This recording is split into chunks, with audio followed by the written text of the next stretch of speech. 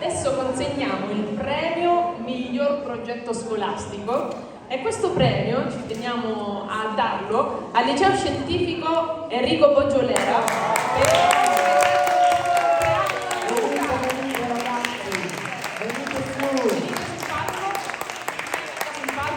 Avete fatto sognare, io ho un figlio Bravo Sadi! e faccio vedere il numero, ragazzi. Prego, accomodate, solo questi quattro. Benvenuti ragazzi, Ecco i protagonisti di questo corto. Ah, professoressa, perché non stava salendo lei? Allora, abbiamo lui. Sì! A chi lo passo il microfono?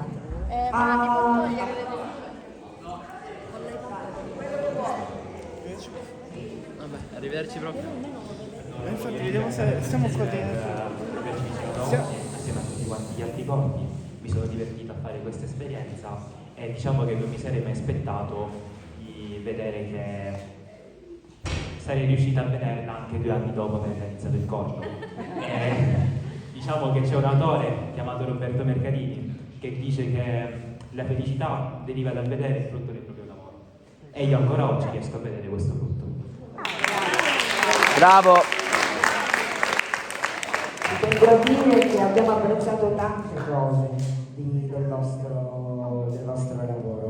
Il lavoro di voi ragazzi, l'argomento, le interpretazioni, meritate tutti un grande applauso, non ne potevamo scegliere uno perché siete stati tutti molto bravi.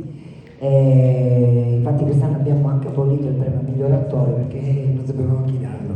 Avremmo fatto un torto a qualcuno sicuramente, davvero, lo dico con Giulia è testimone.